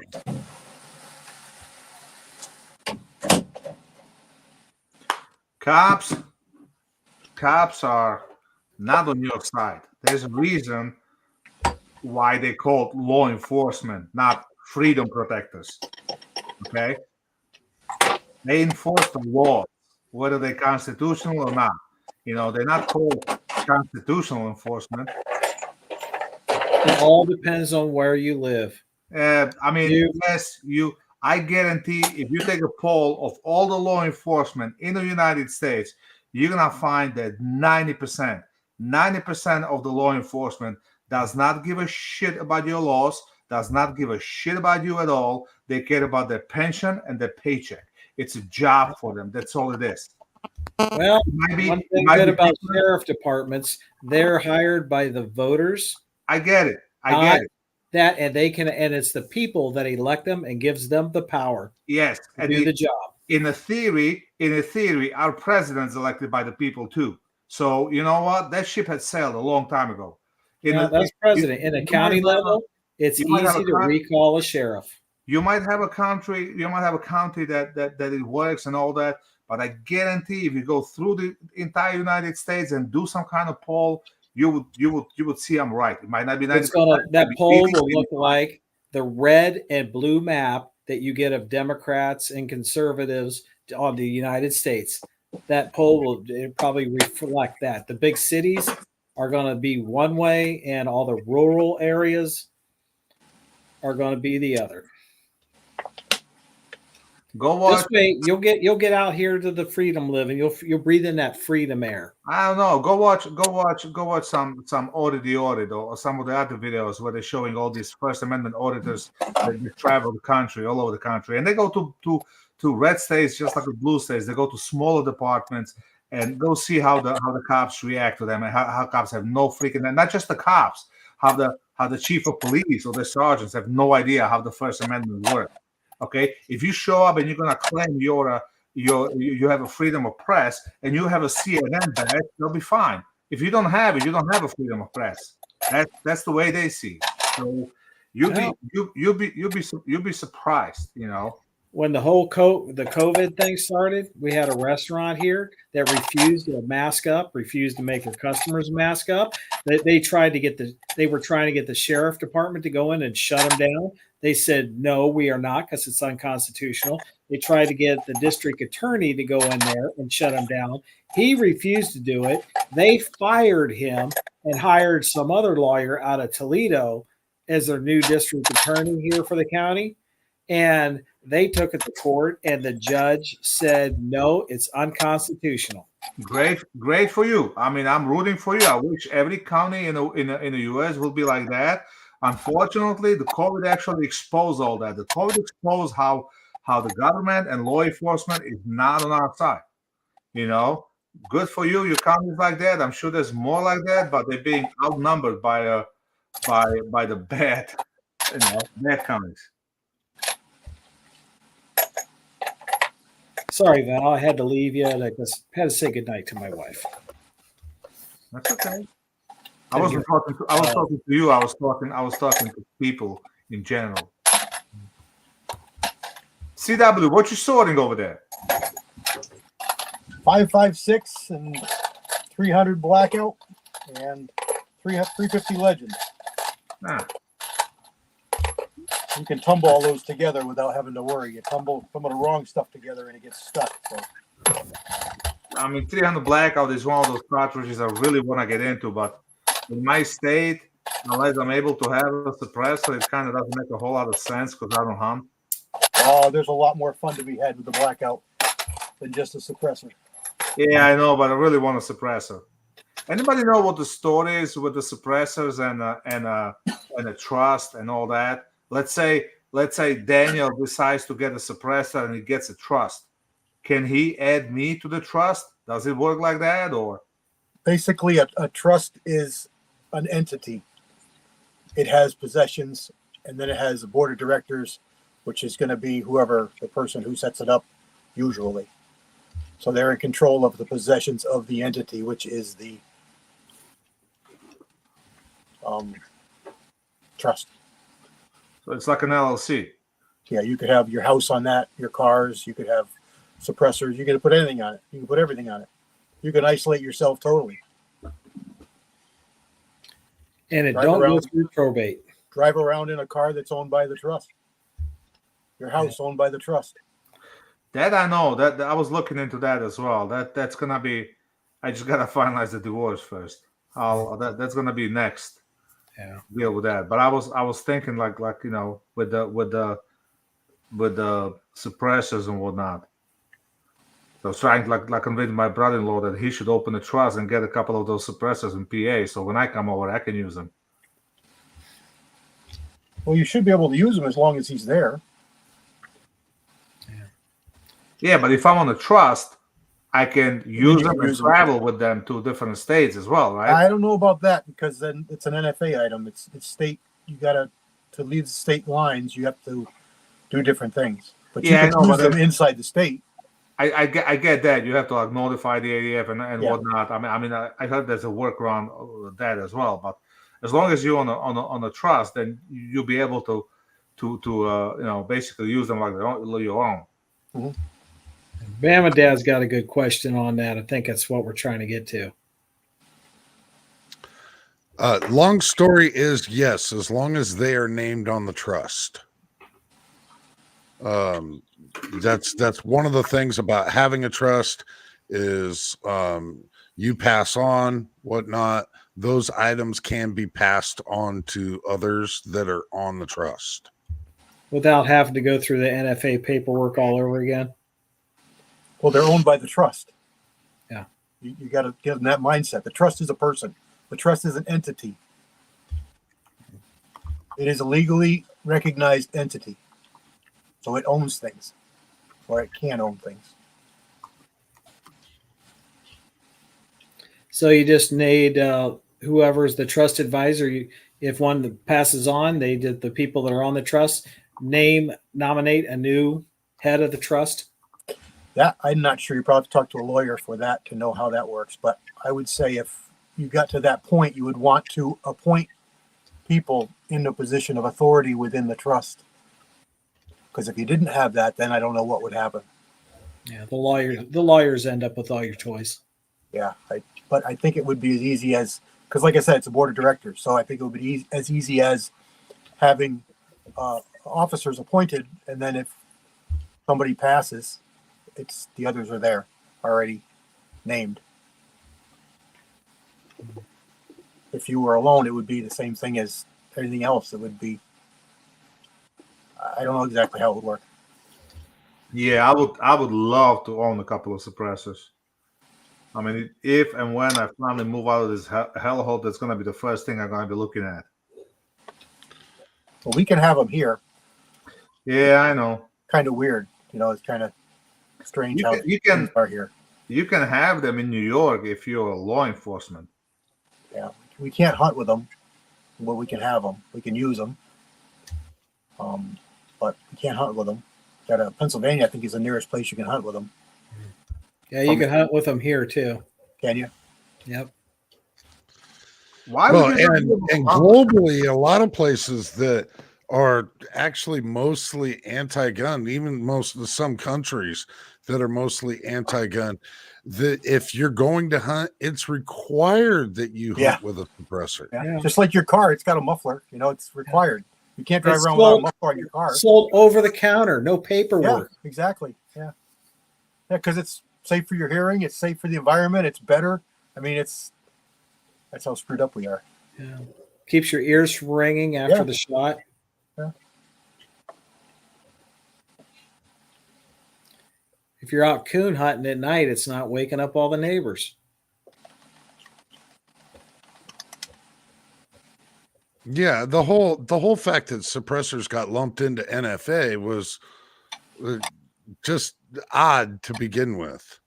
The way NFA came about, it had nothing at all to do with. There was no statistics, no nothing that showed all this criminal activity with people using suppressors. It's not the case. The American movie media has created such a nostalgia around the reason why suppressors are a thing, and they should not be an NFA item in any way, shape, or form. Nothing should be an FA item. What's the difference? Even a full auto. What's the point? It's just none of it should be an FA item. And sure as hell shouldn't take that long and pay extra money for that. It's I mean the length of your barrel shouldn't matter. Whether you have a brace or you have a stock, what's the freaking difference? I don't know if it's the same for across the country, but here in Connecticut, Ben, my dad brings up a point there. I don't understand why our concealed carry permits don't allow us to have suppressors. And not that I don't disagree with them. It's just here in Connecticut, you need a permit to do just about anything with firearms, and you need a permit to have a suppressor. You need a permit to buy a box of ammo. In New York, you need to pass a background check to buy a box of ammo. Your permit is not good enough. You actually go through a background check, and you have to pay for it. I think it's like $250 or whatever. You got to pay for the background check. Not surprising. Yep. You got that 5 cents per bullet tax too? Nah, not yet. I haven't bought in New York State in forever because of all this crap. It's getting out of control. It's all BS, and it's not helping.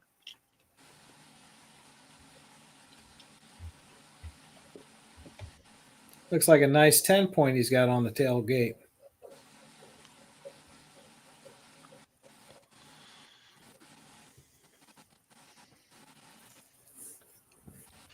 Yeah, I think it's absolutely ignorant that we have to jump all these hoops in order to even get a suppressor. I would absolutely love to have more. The one that I've got sitting in jail now, the purpose for it is so that if I have to use it within my home, I'm not going to be deaf after I have to use it. I'm going to have enough problems as it is. I don't need to be deaf also. It's just another flaw in our legal system that's gotten way too top heavy.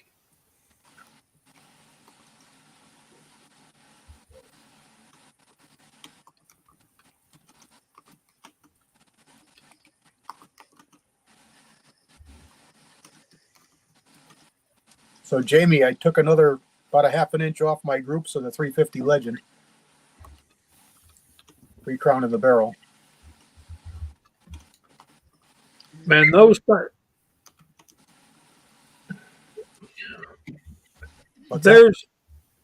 there's a I don't know. 350 Legend takes a lot of grief and it's unwarranted and unnecessary in my mind. Man, it shoots great and it's very powerful on deer. I mean, it's really good for. It's a really good deer hunting cartridge. And you guys that are in the straight wall states, because it's more crowded, I get it, but that 350 Legend, yeah, it may be a 9mm plus, whatever. I was disappointed it wasn't before a 358 bore or 357 bore. It's just 355. But that's another thing that makes that 360 hammer, buck hammer. I think that's the name of it, 360 buck hammer. That's another thing that makes that so appealing to me as well. Boomstick's got a great question. I bet CW can shed some light on that. Let me share that for a minute. Mendoza 22 rifle, pour groups at 50 yards with CCI standard velocity and golden bullets. 1 in 10 twist rate. Is that too fast? Is that too slow? I don't know. Oh, that's slow for a 22. But it shouldn't make a difference. It's the right way. If it was the other way, it would be a bigger problem. And when I used to shoot a good bit of 22 with the boys, I was a coach, and being baseball coach, you got a lot of kids around during the summer, and that usually tended to bring them up to our place and shoot for a good bit, particularly on Saturdays when we didn't have anything going on. There was this, everybody's got their core groups, but what we used to shoot a lot of was the CCI mini mags. Those shot a lot better in my Marlin Model 60.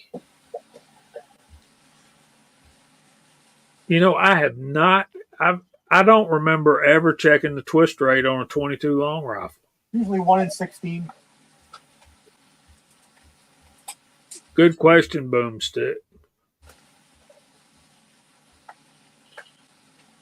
I wonder if he has any of those 60 grain Aguila, that 60 grain Aguila ammo. Be interesting to try that in that 1 in 10.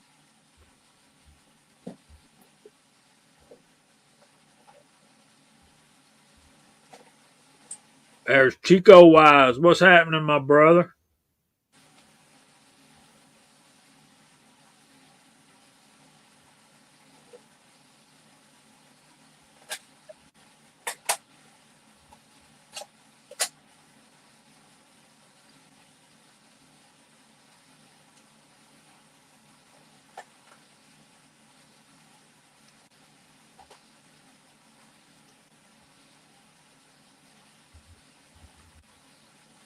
There's Mario. Hey, Mario. Hey. What up?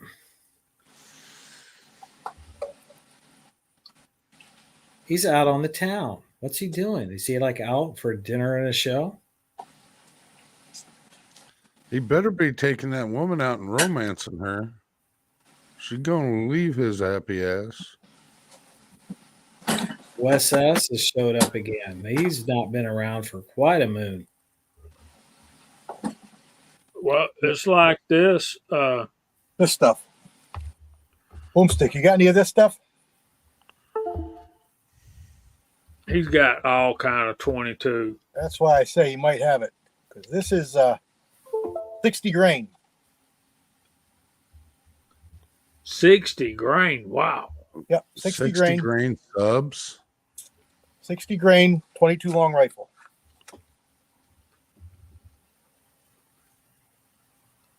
Subsonic. Oh yeah.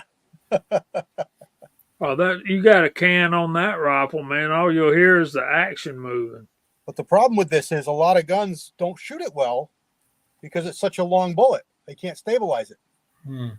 But with a 1 in 10 twist,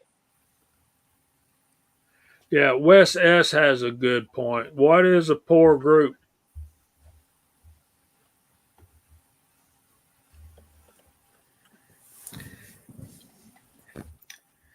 22, you get a good scope on that. You should be able to hit the squirrel in the eye or the ear up to 50 yards. I was actually going to do the squirrel standard myself right there. I would look at the crown on that barrel and see what it looks like.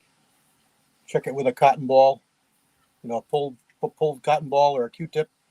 Pull it to get the fibers and see if you got any burrs.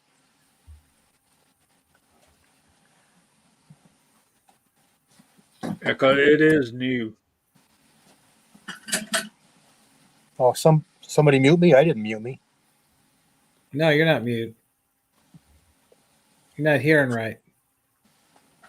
No, that could be. We got one good ear. It's that Georgia accent's messing you up. Where I live, I don't have an accent. All you guys do. All you guys do. We got to keep flipping back and forth from the Southern accent to the New York Slovakian accent. I don't have an accent. This is New York. Everybody talks like that. We're going to work on professional amateur's accent before he moves down to the South. Be a whole. So you're saying everybody in New York sounds like a douchebag? Yeah, I guess. I walked into that one. Oh, Wes, my Model 60 shoots really well.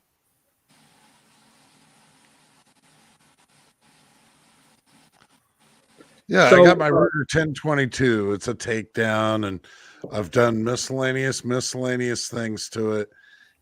And ultimately, it still doesn't quite shoot as good as my original stainless steel Model 60. It shoots well. It shoots really well, but that stainless steel Model 60, straight out of the box, man, never had to do anything to it. That thing was beautiful. just clean it and shoot it. I never owned a Model 60. Never.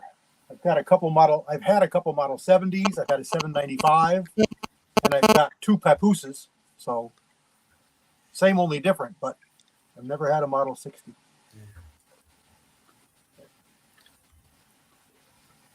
There you go.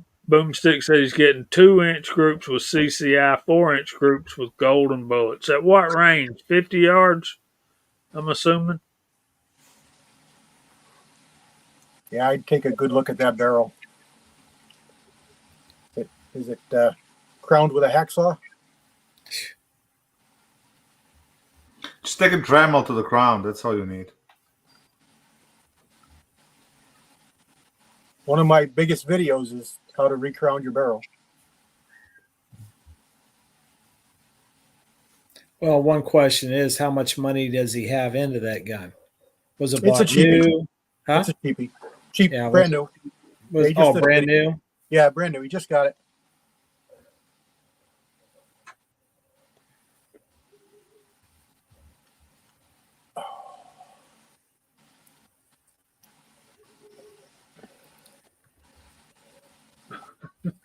Yeah, I would say his vocabulary has improved over the years, not the accent. The vocabulary, at least we're not hearing grand power every third word.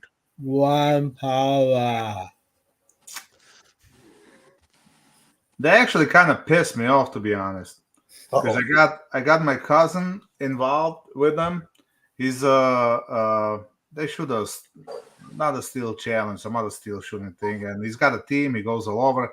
He's got the FFL. He works on the guns, and I turned him to Grand Power. He loved the pistol, and I got him in touch with the owner. Owner promised to basically sponsor them and whatnot. And here we are, March. The season's about to start, and they got no guns. And now they're playing games with him, and then he pretty much told them go after themselves, and went back to Ruger and Sig because those companies send them new guns every year without question. So that kind of, I don't know why. And at the shot show, actually talked to the guys from the company, and I said the only way you're gonna promote these guns if you're gonna put them in a shooter's hands. I mean, people that shoot, people that go to competitions need to see these guns. That's the only way you're gonna get them out. You gotta see them all over YouTube. You gotta see them all over Instagram. That's the way you get them. And the owner refuses to spend money on that, and it's not like you're going to advertise them on the TV. So no.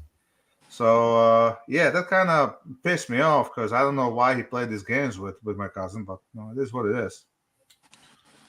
You're not wrong. There's plenty of manufacturers out there.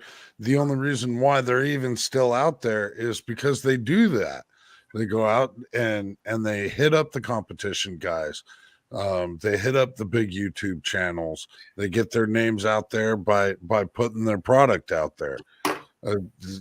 You're not wrong. And if they're not willing to invest a little bit, they're losing out on that. Yeah, they kind of made a ton of money on the strike box with the braces and all that. That's when all the commotion about the braces and they were about to be banned, the strike box almost went and extinct because of that. Now they're back in the game, but because that's their number one seller.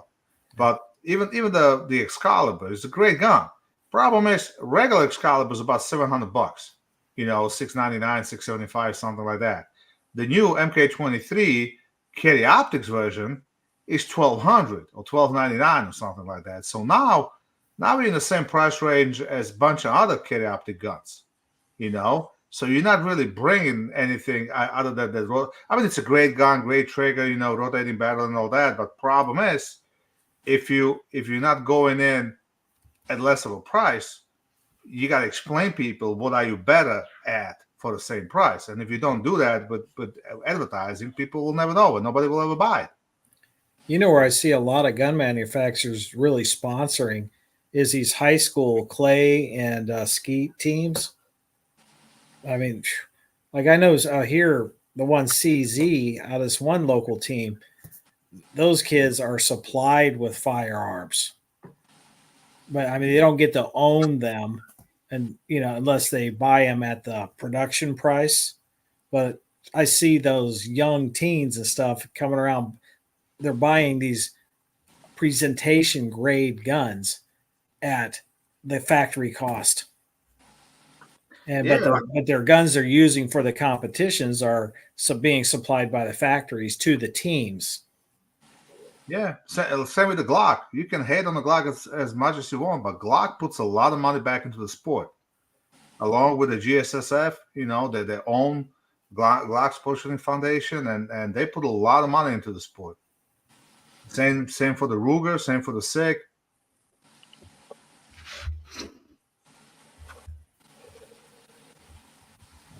Well, it's cheap advertising.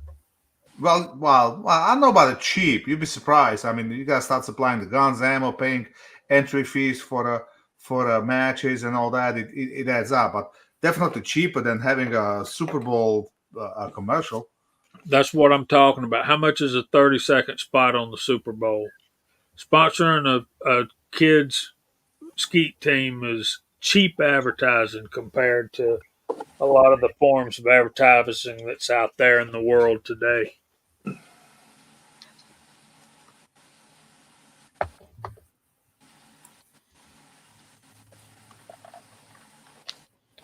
And those kids grow up to purchase firearms. And they're going to purchase the firearms that they used in high school, first off.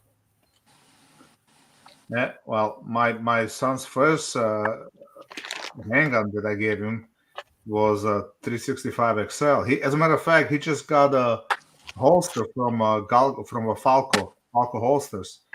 He got a like a combination. You can use it as a holster rig, or you can use it as outside the waistband. I guess he had a good time at a guns.com party with the girls that work for the Falco holsters. So he got one even without having a YouTube channel. Yeah, Thorzak says those are built by their best gunsmiths.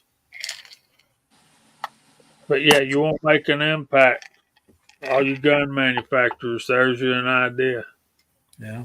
And your future world champions are pretty much going to be coming out of these teams, out of these high school teams.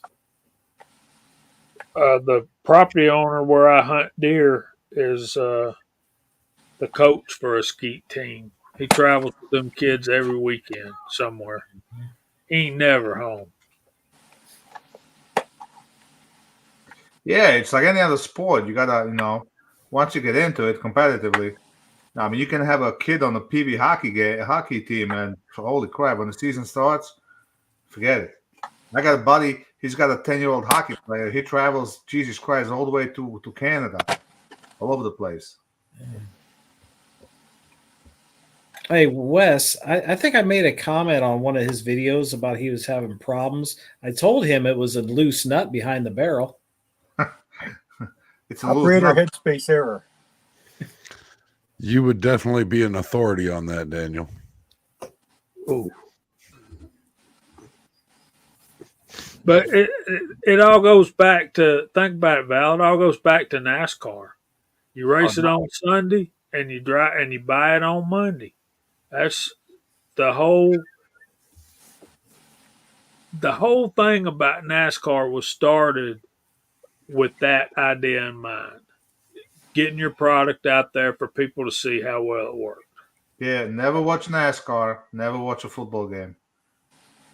Well, it's in any kind of racing, but the attraction of NASCAR to particularly the American car manufacturers was the fact that their stock. I mean, you look at them on the track, you could recognize what kind of car it is.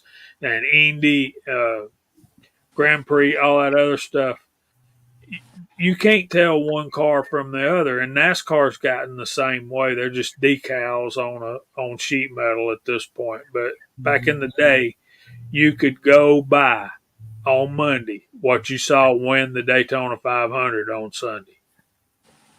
Literally. You mean shake and bake? That too. And I helped.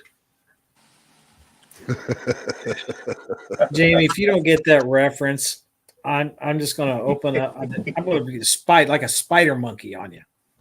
All right, go for it. You still don't get it. I don't get it. You're either first or you're last. Yeah, Ricky Bobby. Well, second place is the best loser, is what I always said. First loser, yeah. And Daniel carries it to another level that is unbecoming of a Christian man. I'm just bringing on. We're doing Ricky Bobby references. Yeah, we're doing Talladega Nights. Jamie, you never watched the movie The Ballad of Ricky Bobby. I watched it. I just wasn't impressed and don't remember a whole lot about it. Yeah, it was kind of a stupid movie. It was. I mean, but you go in to watch it knowing it's a stupid movie.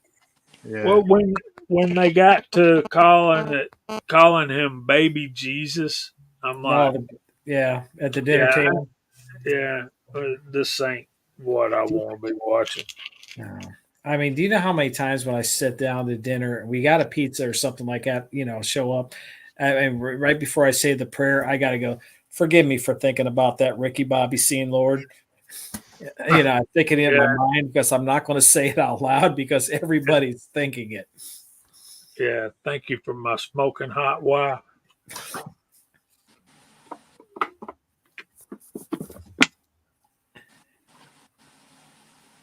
Oh, Mountain Dew. I'm going to get you, old man. Well, now you're pushing it.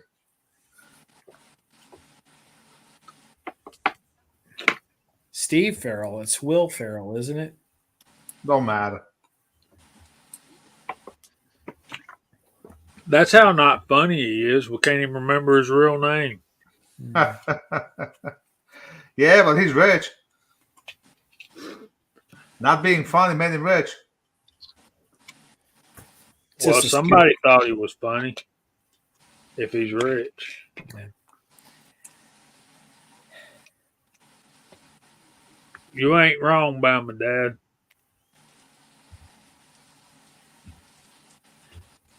And it started right up here in this little triangle where Georgia, North Carolina, and Tennessee all come together.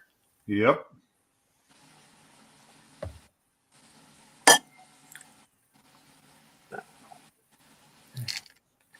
Heck, I can look right off my porch and see where their old busted tanks were for. They don't call this Honey Creek Road for nothing. We still got one or two people making their own for home use stuff where I live. Hey, good moonshine's like a medicine. On Beverly Hillbillies, Granny's rheumatism medicine would cure the common cold. You just take good snort every night, and in 7 to 10 days, your cold was gone. Yeah.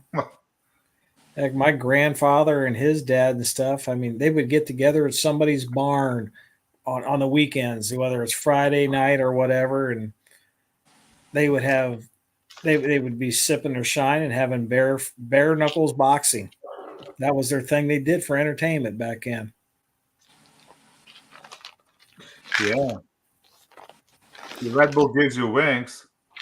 Moonshine gives you rock fists. Wes S., let me tell you something about Steve Martin that you might not know. He is an almost world-class banjo player. Did y'all know that? Yeah. Steve Martin once said the banjo is a stringed instrument that has a skin pulled over a drum head nice and tight so that the sound reverberates off the drum head, and a guitar will get you laid. Whatever happened to that guy? Oh, Steve Martin? Yeah. He's still around. He's doing a lot of bluegrass and stuff now. He's pretty much semi-retired. I haven't seen him in any movies in ages, in decades. Yeah, he was doing a lot of bluegrass festivals and stuff like that. He got to be good buddies with Lester Flatt before he passed. Yeah. Boy, it'd be nice to get him up here to the Bluegrass Festival in the fall. That would be great. Send him an email. We have one in my town and the Armurchie, which is part of Rome. But they're on that one's on YouTube. Y'all can check it out. It's the Armurchie Bluegrass Festival, spelled ARMUCHEE, Armurchie. But our southern tongues put an R in there that's not there. The Indians say Armurchie, we say Armurchie. And that's one of the things you got to learn before you move to the South, Val. In California, they call it Armani. What are those things on your car? The 4 things that you ride around on? Everybody says tires, except for in the South, we call them tars. Tars. Tars. when you have a group over at night and you build a bonfire. So they call it that lazy Southern tongue, but not really. Sometimes we put extra syllables in where it don't belong. You just say tires, fire, cuz. Yeah. Well, fill a car full of oil. Oil. It's oil. How do you say it any other way? Oil. So what do you call a cork? I mean, A cork. for caulking. Caulk. You almost make two syllables out of the one. That's what I'm talking about. Sometimes it's yeah. So I guess I gotta make sure I when I mention caulking and I'm talking to Southern ladies, I gotta listen very carefully so we're on the same page. Yeah. Them Southern ladies keep saying to you, bless your heart. That I know. I know what that means. That's code. So how do those church ladies down south get away with that? Why bless your heart? Yeah, because they turn a prayer request into a gossip session. That's how they get away with it. It's like a Let's Go Brandon. Same thing. Yeah.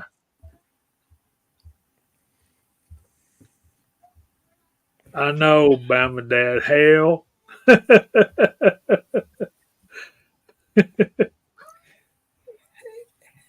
That's a fact. Well, hell, gents, it's getting to be about that time. We start going through the room here. Professional, amateur, what you got coming up? Anything? I still got some videos that are cooking from a shot show, so there's a few more coming up, and whatever the hell I did this weekend. So watch out. After that, I don't know. I'm gonna have to figure out when I'm gonna get inspiration for the next videos. Thanks for having me. It was a pleasure spending a Sunday night with you, gentlemen. Awesome. Daniel, you're going to be working some 308 action?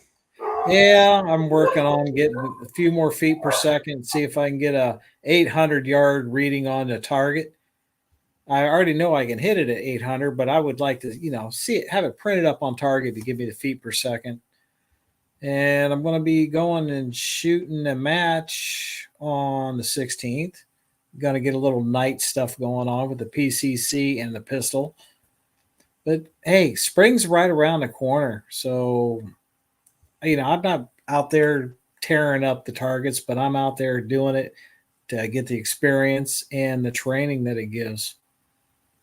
Not all of us can be expert shooters, faster and furious, jumping on the chopper like Mr. Val. And I had a lot of fun tonight busting on Val's chops.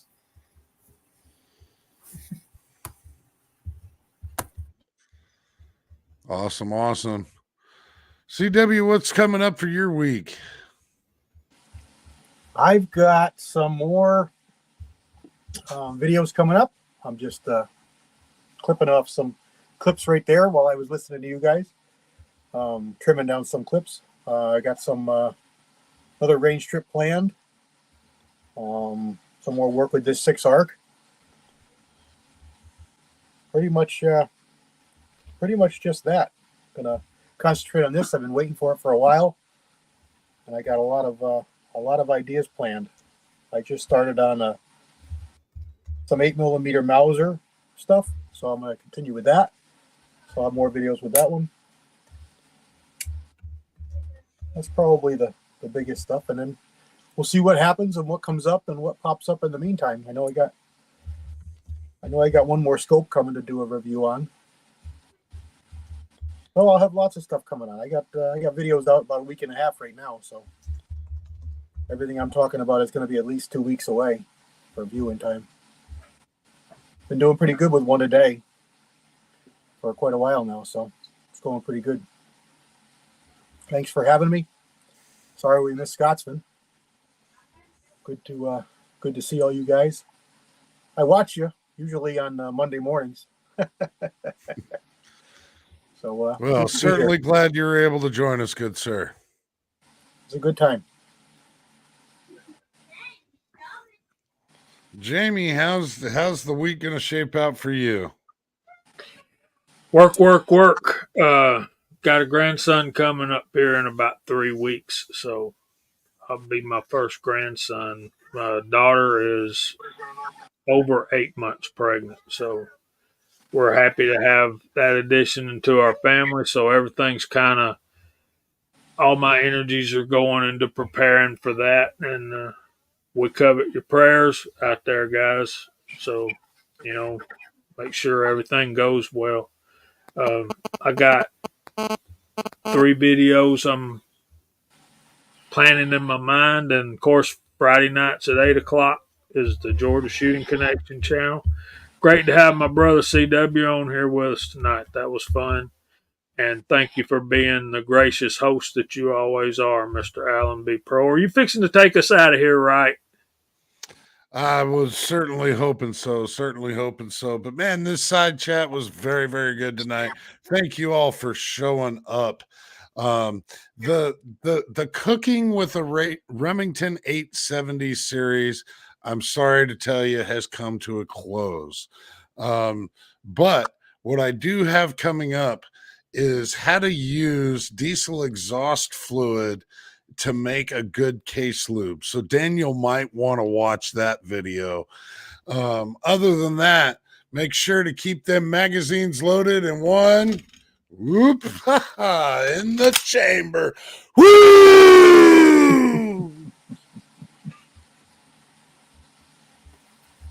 I didn't see your racket.